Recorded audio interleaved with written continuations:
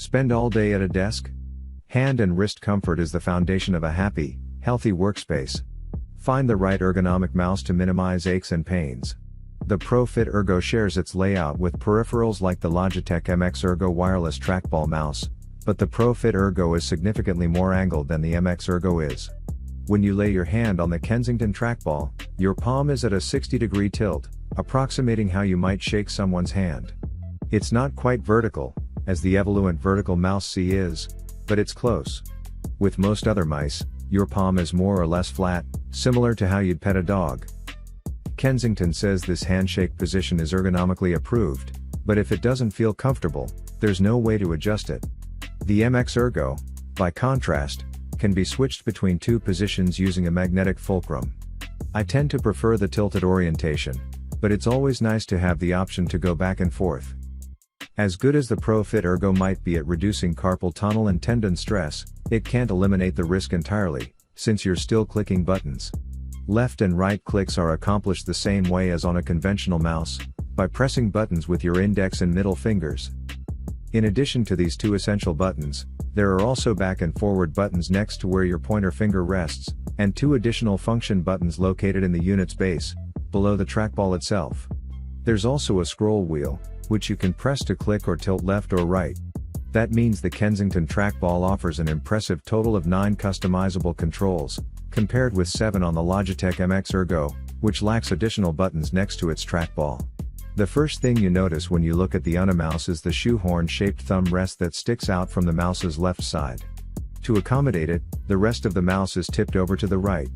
It's a familiar orientation that many competing ergonomic mice use as well, including the vertical mouse and the Logitech MX Ergo wireless trackball mouse. The thumb rest is the Unna mouse's showpiece, though. It's made of sculpted gray plastic, and it's textured to hold your digit in place. What's more, its friction mount can be adjusted in a dizzying number of ways.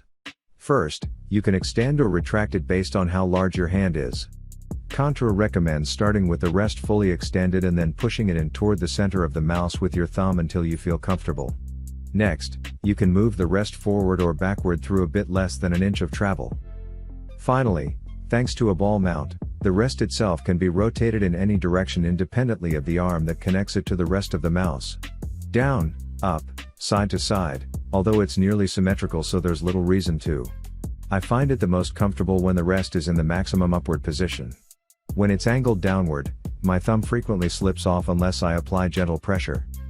Once you've adjusted the thumb rest to your liking, you can then set the tilt angle of the mouse's palm rest. You can select from 35 degrees, 70 degrees, or nearly any angle in between.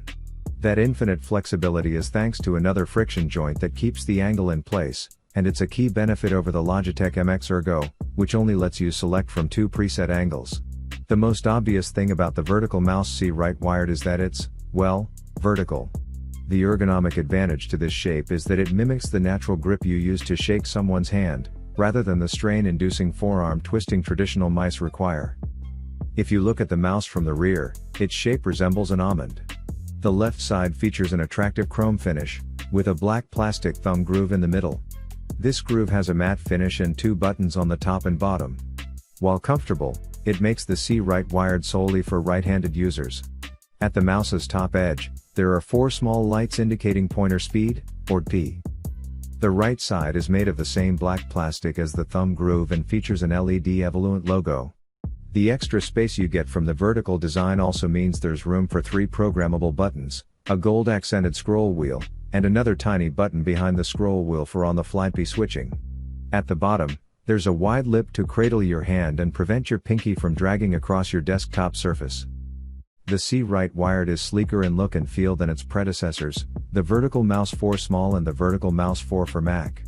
The body, while slightly larger, is more tapered at the front and back, and the wider lip creates a more natural fit to your hand.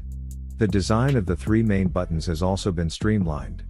Instead of having a short, squarish shape, finger grooves, and a glossy finish, the buttons on the C are longer, smoother, and made of the same material as the body of the mouse. If you've never seen a vertical mouse, the MX Vertical might look a little weird. The base is a familiar oval shape, but a curved handle rises from that base to create a shape that, from the top down, you might describe as a seashell. At 4.94 by 3 by 3.34 inches, it's actually taller than it is wide. The left side of the handle is deeply curved, creating a natural thumb rest atop the mouse's base. It also has a wavy, ridged grip, which looks great but doesn't feel like it's holding your finger in place. Above the thumb rest, there's a thin two-part side macro button. Above that, at the top of the handle, there's a third customizable button that you reach with your thumb. By default, it switches between two DPI presets. The right side of the handle shoots up straight at a steep angle. On that steep slope, you'll find your two click panels and scroll wheel. The MX vertical mouse's shape minimizes the stress of holding a mouse on your hand, wrist, and arm. To grip a standard mouse, you have to twist your arm to bring it parallel to the surface on which it's resting. You shift your wrist from left to right for quick movements, and you grip the mouse with your thumb and pinky to maintain control. The grip of a vertical mouse, which Logitech compares to a handshake, the handle slips between your thumb and fingers so you do not need to twist your arm. When stabilizing left and right, your wrist flexes in a more natural way, and your thumb doesn't really need to grip anything because the handle fills the space and holds your hand. The Basilisk Ultimate's core look and feel remain mostly unchanged from the original. It's technically an 11-button, right-handed model, though it has only 9 customizable buttons. On top, you have the usual 2 main clickers, a scroll wheel that clicks, and 2 resolution swapping buttons. On the side, you have 2 macro/shortcut buttons and a detachable FPS-minded sniper paddle that, by default, drops your tracking resolution to low sensitivity for precise clicking. Last, underneath the mouse is a button that cycles quickly among the Basilisk's 5 onboard profiles without making you open Synapse, Razer's configuration software. Also, as on the other Basilisks, a dial on the underside lets you tune the scroll wheel sensitivity, which keeps you out of system settings if you like to tweak that parameter often. So where do the last 2 buttons come from? The scroll wheel on the Basilisk got a little hop up. In addition to the usual scroll wheel down click, you can now tilt the scroll wheel to the left or right. The tilt function feels great in action, both for everyday use and in gaming. In games, it pays to reconfigure these tilt actions to your key commands, as it's faster to tilt the wheel, where you already have a finger resting, than to reach a side button by repositioning your thumb.